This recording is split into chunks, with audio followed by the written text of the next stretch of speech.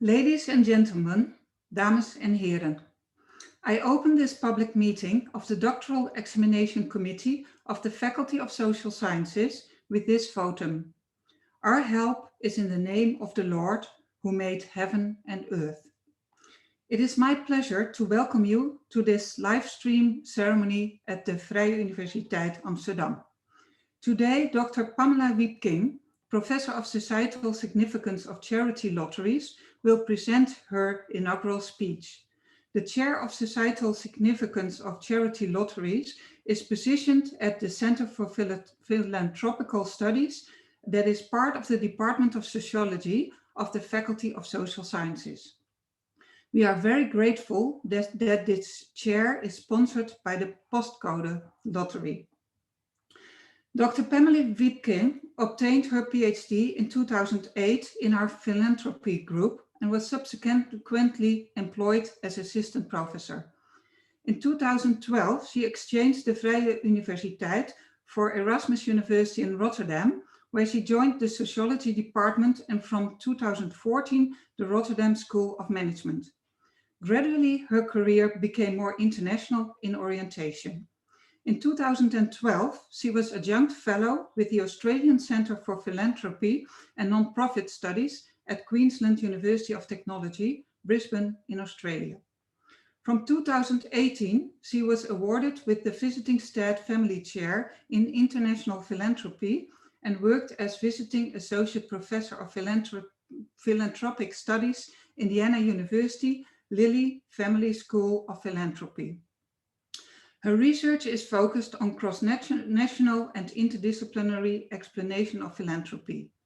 For her accomplishments in this field of expertise, she received the 2017 UMD SPP Do Good Institute Arnova Award for Global Philanthropy and Nonprofit Leadership. Dr. Wiepking published intensively in peer-reviewed journals such as Social Forces, European Sociological Review, and the Journal of Business Ethics. Her inaugural speech today is named after her chair, The Societal Significance of Charity Lotteries. It is my pleasure to give the floor to Dr. Pamala Wiepking. Madam Rector, colleagues, family and friends, welcome to this inaugural lecture, The Societal Significance of Charity Lotteries. A special warm welcome to all our global guests. Who could have imagined that COVID-19 might also bring benefits? And of course, I welcome everyone active in the philanthropic sector, in one role or another. I hope this inaugural lecture will bring you new ideas or show the relevance of ideas you may have already had and encourage you to implement them. As is custom in the Netherlands, in giving this lecture, I formally accept my full professorship at the Center for Philanthropic Studies at the Vrije Universiteit Amsterdam. But as many of you know, I've been holding this professorship since January 2019 for 1 day a week, in addition to my continuing position as Visiting State Family Chair in International Philanthropy at the Lilly Family School of Philanthropy in Indianapolis in the United States. My professorship is funded through philanthropy, which is entirely fitting for a professor in philanthropic studies. In 2019, the Postcode Lottery, a Dutch charity lottery, donated a significant sum to the Vrije Universiteit Amsterdam to establish this professorship. Uniquely, this money was donated through an unrestricted grant. While academic research should always be conducted independent of a funder, it typically comes in the form of restricted project funding for specific projects. For example, the Giving in the Netherlands study conducted by the Center for Philanthropic Studies. In the case of my professorship, however, the research funding was provided in unrestricted form, the only condition being to focus on the societal significance of charity lotteries, the title of the professorship which I now hold.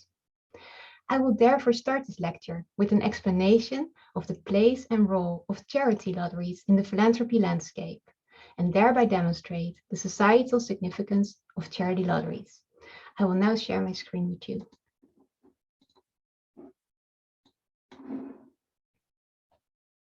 Let me take you back to the start of COVID-19 outbreak in the Netherlands.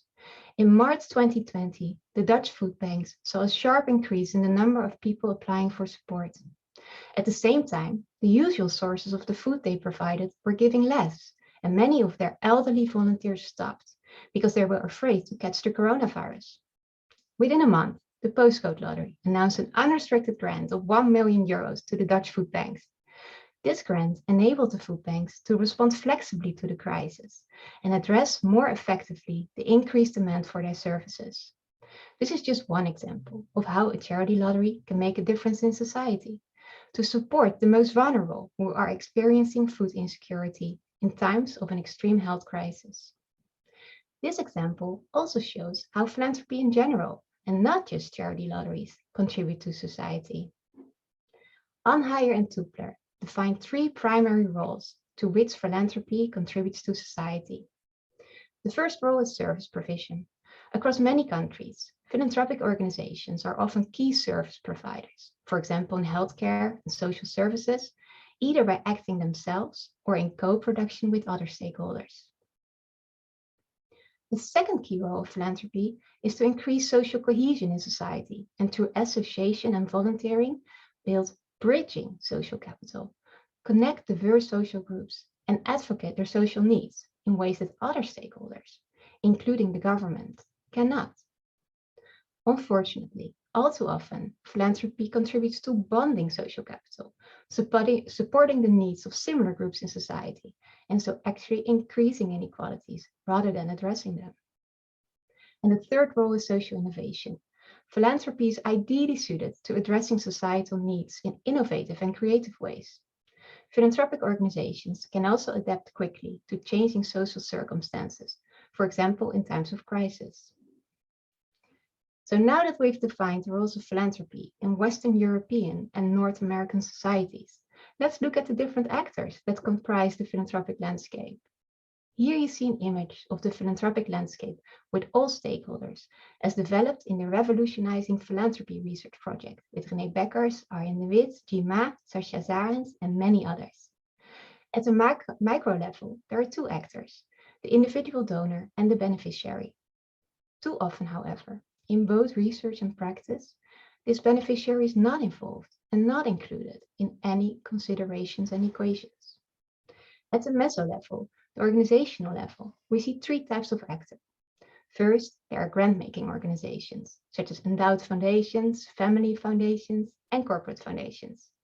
The second group of actors can be categorized as intermediary organizations.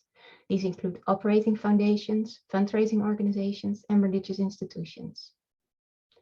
Charity lotteries run by fundraising organizations such as the KWF Dutch Cancer Society and Jantje Beton, a child welfare charity, can be placed in this category. And finally, the third type of actor at the meso level are collective enterprises. These include donor advice funds, giving circles, and social enterprises. As a social enterprise, this is also the category that best describes the Dutch charity lotteries in the philanthropic landscape. At the macro level, culture and institutional context determines the philanthropic landscape. Legal systems, regulations, and institutional patterns all influence the role philanthropy can play in society. Until now, I've mostly studied questions relating to the micro and the macro levels. With several colleagues, including René Bekkers and Arjen de Wit, I've published widely on donor motivation and behavior.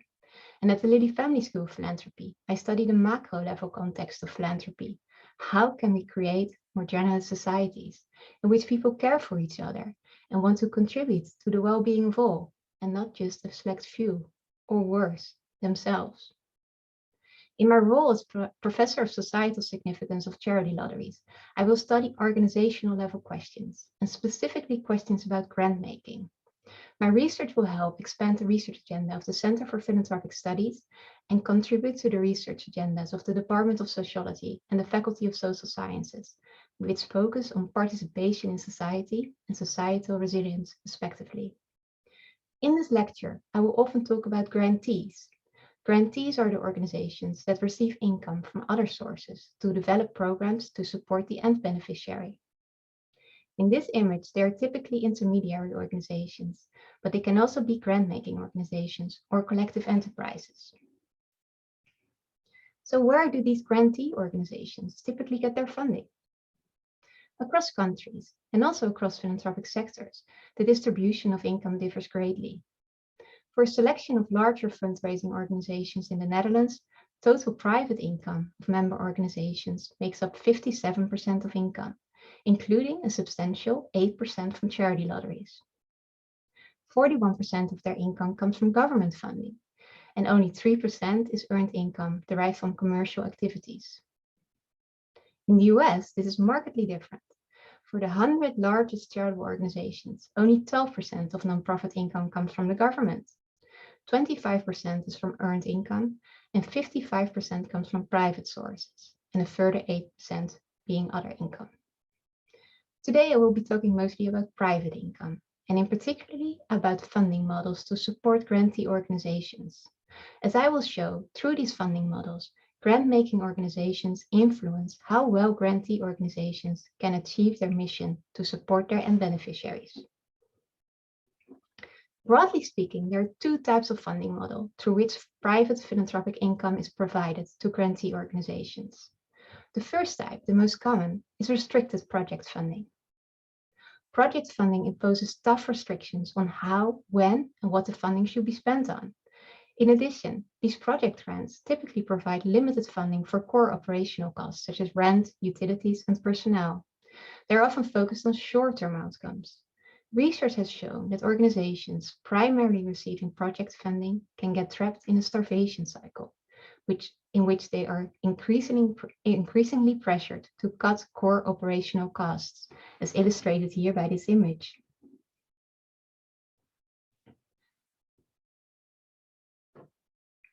The second broad category of funding is unrestricted or flexible funding.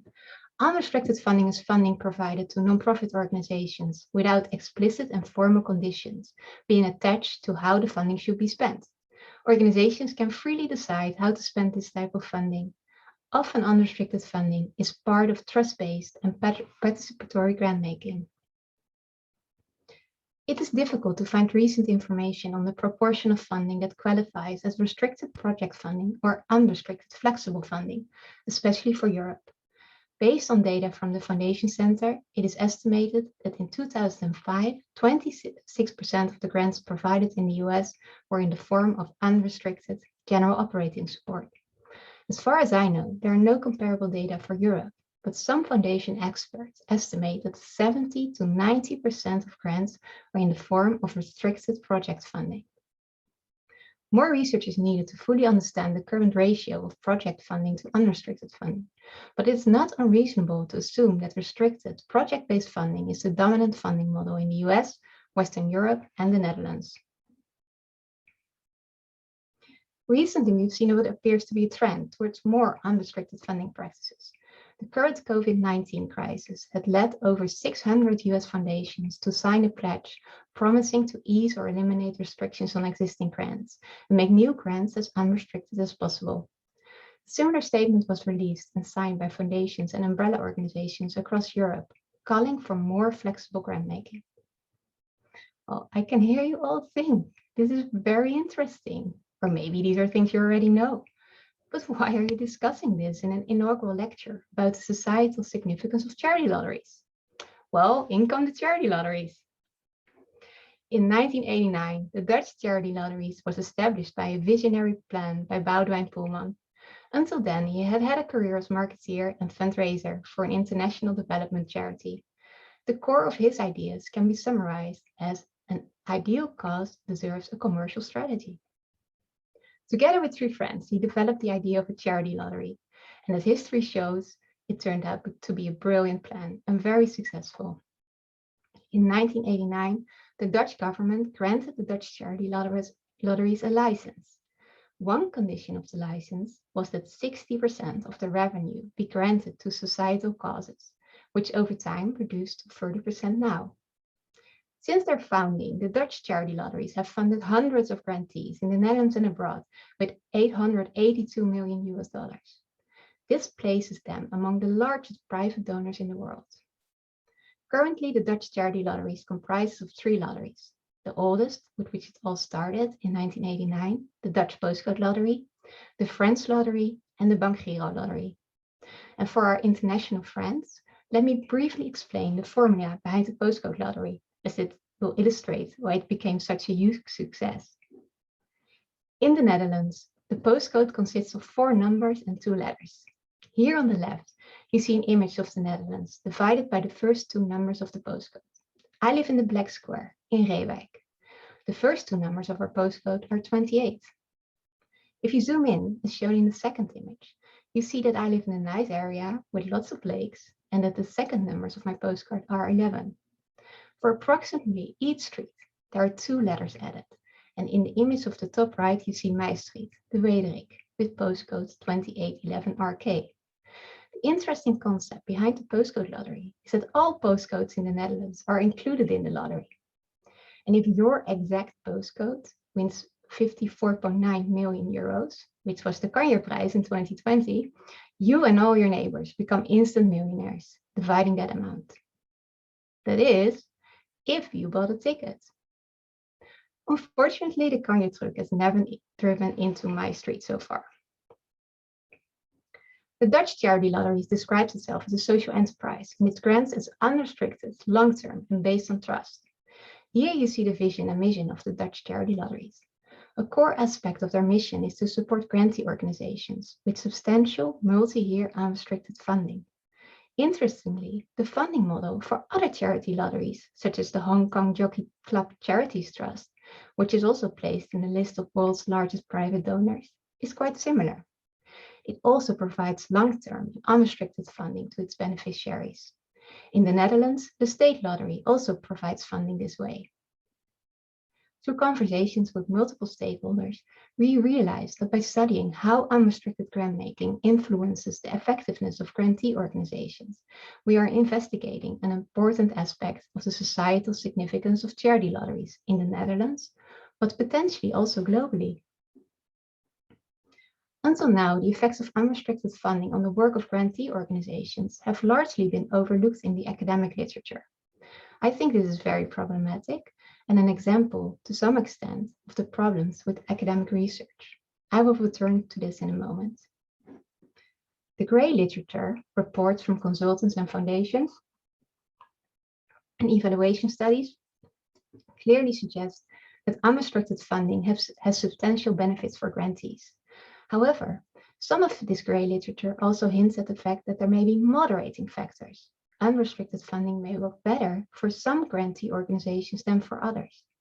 From the 2006 report by the Center for Effective Philanthropy, we learn, for example, that the effects of general operating support on overall grantee outcomes seems to depend on factors such as the size and duration of the grant.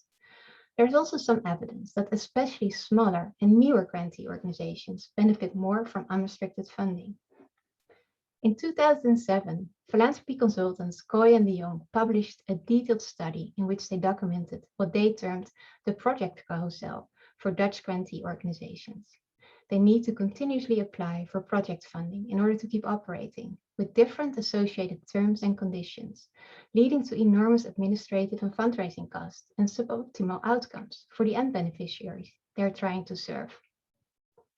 Coy and de Jong strongly advocate supporting social ecosystems, strengthening the network of all organizations and stakeholders involved to solve social issues. Providing unrestricted funding to support capacity building of organizations and their networks is crucial in the development of these social ecosystems. This is in line with what the director of Ford Foundation's Build initiative, Kathy Rich, spoke about during her keynote at our symposium earlier today. There seems to be little empirical literature on the effects of restrictions on funding models for grantees, their work, and their beneficiaries. Why is there so little academic research on this topic? Especially when the experience of both funders and grantees, as documented in the grey literature, clearly suggests that there are substantial benefits of unrestricted funding models for all stakeholders. I think part of the explanation lies with academia and the processes involved, especially in relation to building an academic career. Academia and academic careers are often described as hyper-competitive, as noted by Merton in 1968 with reference to the Matthew effect in science. Those researchers who are initially the most successful in publishing in so-called high-ranking journals and in acquiring grants are likely to be more successful in the longer run. Success breeds success. So scholars are under enormous pressure to publish in those high-ranking journals and acquire grants to support their positions. In an ideal world, though, academia should be about understanding how the world works in all its many elements and dimensions, and about sharing this knowledge as widely as possible with students and society. It should be about openly collaborating and co-constructing research, contributing knowledge on what matters for society. In terms of philanthropy research, I believe it's the role of academics to study those topics that are relevant for improving the role of philanthropy in society. Studying the issues that help advance the work of people within and outside our field to support improved societal outcomes for everyone and not just a select few. As I argued at the start of this lecture, philanthropy is uniquely positioned to address societal needs, but in order to do this, we urgently need knowledge development. I realized that philanthropy as a discipline is just in its infancy. Over the past 2 decades, we have made progress in developing from an emerging field of study to become a discipline. Philanthropy researchers have an important role to play in the development of knowledge.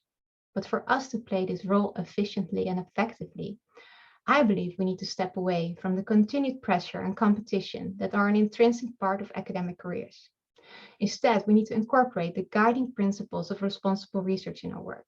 We need to involve all relevant stakeholders throughout the research process in order to study what matters in a way that matters and with the involvement of everyone that matters. This leads me finally to explain the research project and our agenda of our team for the coming years. Through the research agenda related to this professorship, the societal significance of charity lotteries, my team and I aim to contribute to a strong and nuanced evidence base for the effects of grant making, and especially unrestricted, flexible grant making, since there's so little academic knowledge available about this type of funding model. We're definitely not just aiming to show the positive effects of unrestricted grant making, but all its effects, including in unintended consequences that may actually limit grantees in their work. I will say more about that later. Currently, many funders appear to be operating in a paradigm where the default is to provide restricted project funding. We look forward to working with funders and challenge existing assumptions and rethink these dominant funding paradigms. Through collaborative research, we aim to investigate under what conditions and through what mechanisms fewer restrictions on funding might lead to improved grantee effectiveness. It is my hope that our research can support foundations in their grant-making decisions and lead to improved outcomes for all stakeholders. Now I will discuss the overarching research question, our related research agenda, and the first results of our work for the past 2 years. Our overarching research question for the project can be defined as follows. What are the effects of restrictions on funding on the effectiveness of grantee organizations? We define grantee effectiveness in line with Benjamin and Campbell as the extent to which an organization has achieved its goals. We fully realize that even with this elegant and simple definition, it will be difficult to operationalize the effectiveness of grantee organizations. When operationalizing the extent to which an organization has achieved its goals, we take into account that effectiveness is contingent upon the context in which it's studied and that it's socially constructed. You need to take into account multiple constituents in order to assess organizational effectiveness, including the perspectives of the funder and the grantee organizations, as well as that of the end beneficiary. Participatory grant-making and trust-based philanthropy are making significant progress, including those perspectives in the assessment of organizational effectiveness. However, our research also is to some extent constrained by the data available. This slide shows the conceptual model we developed during the first 2 years of our project in order to answer our research question. It is the result of an extensive literature review of both the gray and the limited academic literature, document analysis, as well as interviews conducted as part of our first qualitative study. I know it's hard to read on one slide, so therefore I will focus on some specific aspect of this model separately and explain why these are relevant for answering our research question. On the left, you see the key stakeholders we identified to study the effects of restrictions on funding on grantee effectiveness, for example, program officers, donors, and end beneficiaries. Second, from the academic literature, we identified several theoretical perspectives that can help build explanations for the effects of restrictions on funding. For example, research dependency theory helps us to better understand the influence of grantees being dependent on financial resources provided by funders. In order to ensure future support, grantees may focus on projects that do not necessarily contribute to their mission, so-called mission drift, or implement ways of working that do not necessarily produce the most effective outcomes. Finally, in this slide, you see the different factors we identified to influence the level of restrictions that funders place on grants, the extent to which the grants are restricted or unrestricted. This is not a dichotomy. Funders rarely provide grants in a completely unrestricted manner. I would even argue that there's no such thing as a completely unrestricted grant. There will always be funder expectations. even if these are not made explicit. One of the most important factors here is the level of trust between funders and grantees.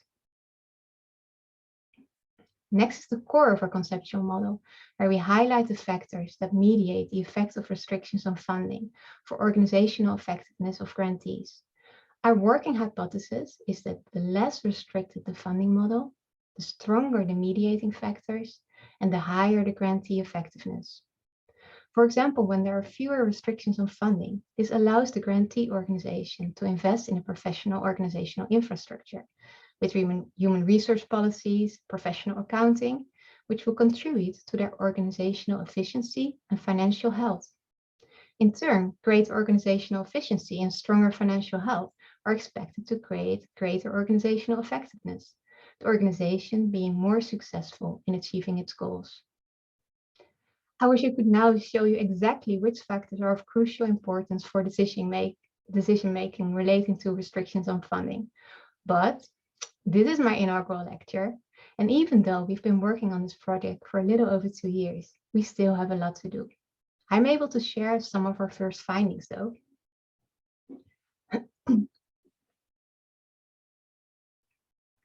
In our first project, we conducted 22 semi-structured interviews with grantees from the Dutch charity lotteries to explore their experiences with receiving unrestricted funding. What does it mean for a grantee when they start receiving substantial unrestricted funding for a period of at least 5 years? Our results show that the interviewees identified 5 key perceived effects of unrestricted funding. First of all, it leads to enhancing organizational and financial sustainability, including for funding core costs, attracting other funding, developing the organization, and bridging financial gaps. Second, it allows to flexibly respond to a crisis or changing context. And third, unrestricted funding allows the organization to operate independently and be critical. And finally, it enhances the ability to support unfundable or unpopular causes. I will now share a few quotes from our interviewees which illustrate these perceived effects. Concerning organizational and financial sustainability, the CEO of an international organization stated the following, and this was echoed across the interviews. It is also very important to build up a serious organization. That is to say, you can pay your people, and that you have built up a reserve for difficult times. That is possible with this money. We also heard multiple times that unrestricted grants are necessary to compensate for the low percentage the organizations are allowed to spend on core funding in public grants from, for example, the Dutch government or the EU. Our study also provides support for the idea that unrestricted funding can be an important contributor to innovation, one of the 3 roles of philanthropy as defined by Anheier and Tupler. The CEO of a human rights organization stated, "For the implementation phase and ultimately for the lobby, it's difficult to get structural funding. Then you have to come up with good results first. We can partly finance that first step with the Dutch charity lotteries money. That also ensures we can bridge the gaps between concept and implementation." In relation to flexibility, and this was also illustrated with the example of the Dutch food banks given at the start of this lecture, an institutional relationship manager from environmental organizations put this quite candidly. Unrestricted money gives you so much freedom and flexibility, and we are a very fast and adaptive organization that is actually continuously responding to sentiment and changes in society and politics and corona and opportunities, the momentum that presents itself. If we always had to apply for this and then have to deliver everything exactly in the way we applied for, we would not be able to do our jobs. And the final quote I want to share with you relates to independence. Unrestricted funding is also perceived to be of great importance to organizations that need to work independently from governments and corporations, for example. The head of finance of an international organization stated, and that's the ambiguous thing, so that on the one hand, we get money from the government for activities we do, and on the other hand, we're also an independent organization, and therefore try to influence certain legislation of the same central government. That is why we also need the money and can continue to fight for that independent position, I would almost say. Although our sample was not the best to identify potential perceived downsides or limitations of unrestricted funding, our respondents identified 2 risks associated with unrestricted funding. Organizations may become less critical of their own work. Sometimes project funding or restricted funding helps organizations to become more effective and efficient with their projects and develop more systematic ways of reporting, although several agree that the reporting requirements of some foundations sometimes make you crazy, and they may become too dependent on the long-term flow of unrestricted funding. As the institutional relationship manager of an environmental organization states, we count on this money and we don't expect them to do so. But if the lottery says they're going to stop it, then we have to change our organization very drastically. That would be a tragedy for us. In the next phase of our project, we intend to move beyond studying the perception of grantees. We want to show the longitudinal effects of restrictions on funding for grantee effectiveness from the perspective of different stakeholders. To do this, we aim to specifically study the different effects funding restrictions have in different contexts and for different types of organizations. And here I want to return to an aspect of our conceptual model that I haven't discussed yet, the so-called moderating factors. Moderating factors are factors that can strengthen or weaken the effects of restrictions on funding. It is of especially importance to study these moderating factors, as we will then learn more about under which conditions, for which funder and grantee organizations, fewer restrictions on funding lead to higher grantee effectiveness. But also, under what conditions do more restrictions on funding actually benefit grantee effectiveness?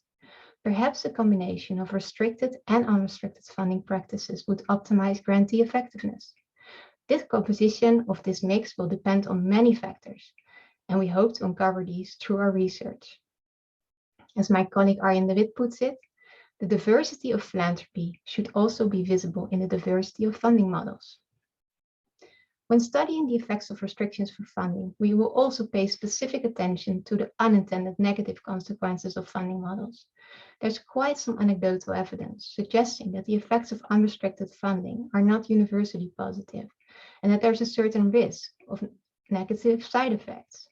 For example, there's a fear among fundraisers that unrestricted funding may only be directed at grantees that grant-making organizations already have relationships with, and will mainly include the larger established grantee organizations.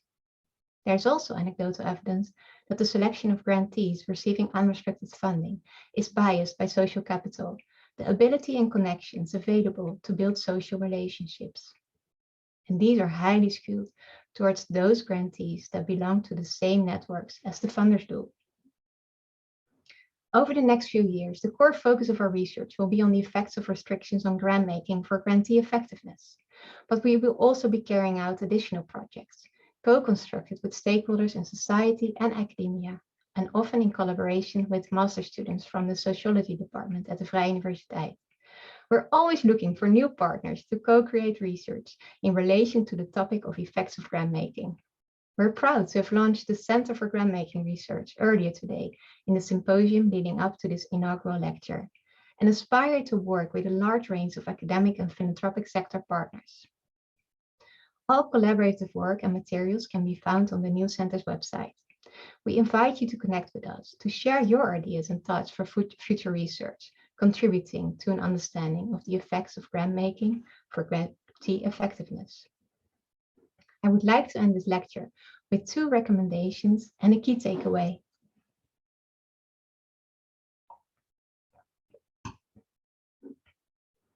The first recommendation is for funders. To funders, I would like to say, serve on grantee boards, but not those of the ones you fund, to avoid conflict of interest. Serving on a board will help you to gain perspective on the needs and lived experiences of those working in grantee organizations. As a funder, consider how a grantee organization can best be supported. You have a wealth of experience in exactly that. But rather than defaulting to the standard of soliciting project applications and providing project funding, consider the funding model that is best equipped to support the effectiveness of the grantee organization you are working with. This may be project funding, but it might very well also involve providing a mix of funding types, including unrestricted or flexible funding. My recommendation for grantees is to initiate conversations with funders about your needs for more flexible or even unrestricted funding. They may not be aware of the pressure that the projectcarousel places on you and your organization. In our qualitative study, we came across a grantee that managed over 100 grants from dozens of funders. That is not sustainable, and it will definitely limit the effectiveness of these organizations. By addressing these issues with funders in a constructive way, showing how more flexible funding can contribute to both your and the funder's mission and effectiveness, funders may be inspired to change their funding paradigm. In conclusion, our results are a first step towards a better understanding of how funding restrictions affect grantee effectiveness. But I realize this is just the first step on a long journey, and that much more co-created and collaborative research is needed if we are to truly understand how funding models can be most beneficial for grantees, their beneficiaries, and the grant-making organizations themselves. This lecture is titled The Societal Significance of Charity Lotteries. Today, I've shared with you one unique aspect of the societal significance of charity lotteries, namely the commitment to create change in society by financing strong social organizations using multi-year unrestricted funding based on trust. If there's one point I would like you to take away from this lecture, it is that funding models and restrictions in funding models matter. I encourage you to examine your own ideas and experiences in this area and consider how what I've discussed today might influence your work in a positive way. Together we can make a difference, improving philanthropy to improve the world. It is customary in an inaugural lecture such as this to acknowledge the support provided by others, and I'm delighted to be able to do so. First of all, I would like to thank the funder of this professorship from the bottom of my heart. The support of the Postcode Lottery has been instrumental in creating this professorship. In line with the funding philosophy of the Dutch charity lotteries, the funding for this professorship is unrestricted, and we're completely free to use the funding as we see fit, with the full support and collaboration of the funder. We truly could not have wished for a better partner. I would like to thank everyone we've been working with closely in the past 2 years. They include Laura Santekreu, Margriet Schreuders, Odile Evenhuis, Kelly de Vries, Gerard Epskamp, Jonne Arnoldussen, Dorine Manson, and Sigrid van Aken. It's been such a pleasure to get to know you and your organization, and I look forward to our continued collaboration. I would also like to thank the Executive Board of the Vrije Universiteit and the Dean of the Faculty of Social Sciences for their support and their efforts to realize this professorship. Thank you for your trust in me, in inviting me to take up this important position. I would especially like to thank all my colleagues at the Sociology Department and at the Center for Philanthropic Studies. Theo and René, you have played an instrumental role in creating this professorship. Thank you for your support as always. Eva, Barbara, Barry, Claire, Stephanie, Ting, Joris, Caroline, Joey, Olena, Diederik, Petra, and the MA students we work with, Olivier, Floor, Gorsha, and Michiel. You have all helped create a wonderful and inspirational environment to work in. Thank you. Arjen de Wit deserves a very special mention. Arjen, you've been an instrumental collaborator in the research for this professorship, and it's such a pleasure to work with you. And of course, I thank my colleagues and students at the Lilly Family School of Philanthropy and the funder of my chair there, Jerry and Mary Joy Stead. I've learned so much from working with you all. I also like to thank everyone who helped to co-create this research, who participated in our study, and provided comments, feedback, and suggestions. And finally, I'm immensely grateful for the support of my family and friends, and especially Eskild, Ise, and Ollie.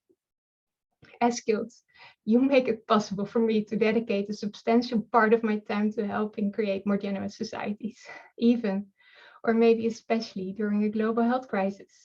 And Ise and Ollie, you make me happy every day. Thank you for everything that you are. Ik heb gezegd.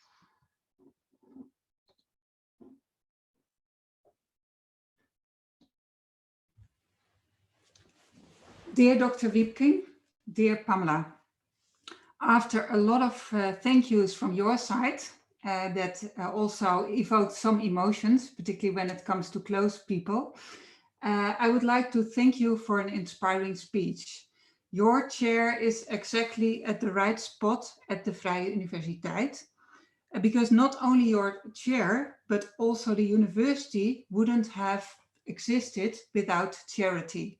The university was founded with the aid of people from the Christian Reformed community because they believed that their community deserved proper education. And without that past, we wouldn't have existed today.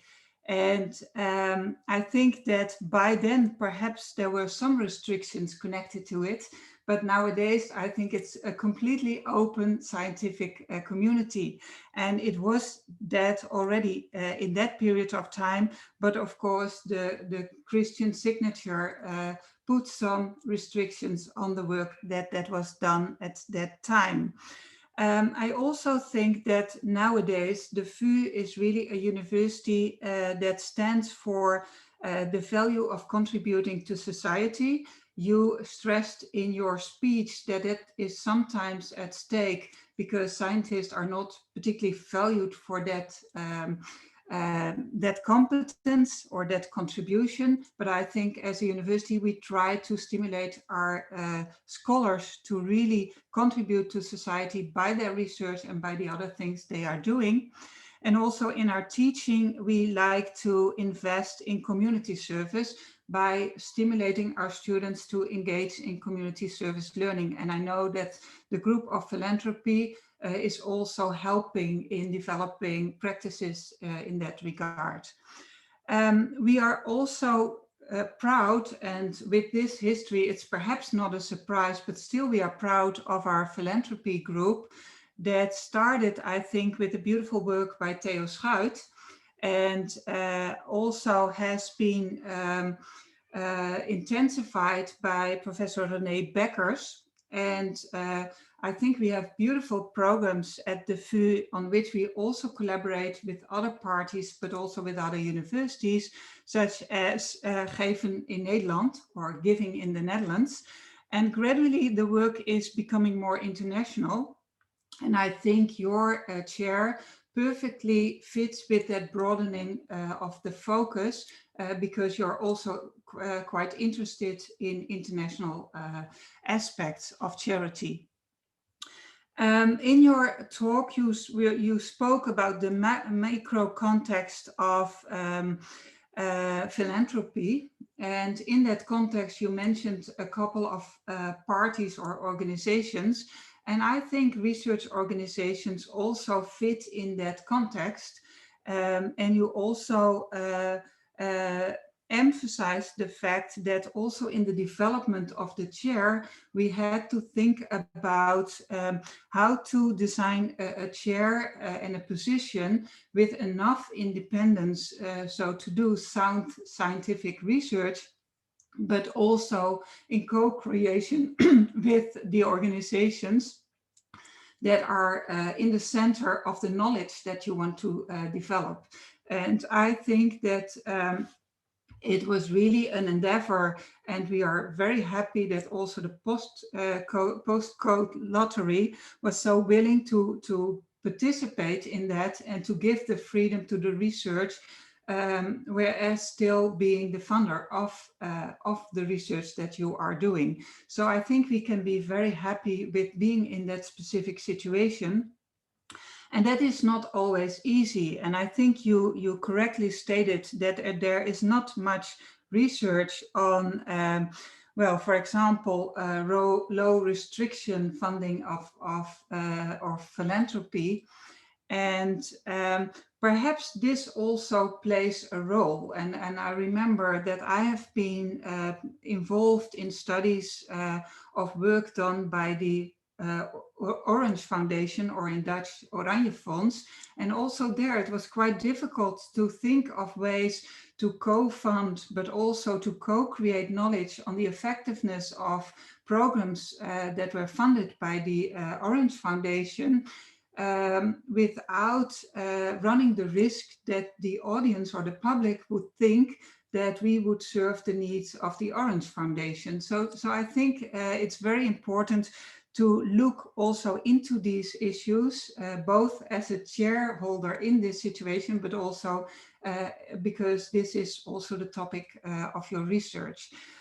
I think that with your work, you can provide an enormous boost to the work that is done in philanthropy, and that is becoming increasingly important. And I also think that the pandemic is going to evoke even a stronger need of philanthropy and philanthropical actions in order to help people and help reduce the social inequalities that may emerge from the current crisis. So I think your research is very important, and we are very happy to have that research in our faculty. So thank you so much for all the work you have been doing and all the work that you are still about to do for our faculty in close collaboration with your colleagues. And I think you already said that in your speech, but with your inaugural speech, you have officially accepted the position of full professor. You were already a full professor, but now it's really official at the Faculty of Social Sciences. And I congratulate you, and of course also your close ones, and you mentioned their names at the end of your speech. And I really hope that despite Corona, you will celebrate this beautiful moment together with them the rest of this day. And at the end of this meeting, I would also like to thank all the people who have attended for your online presence at this meeting, and also for your kind attention. And to end by pronouncing the doxology, I would like to close this public session of the Doctoral Examination Committee of the Faculty of Social Sciences. The name of the Lord be praised to all eternity.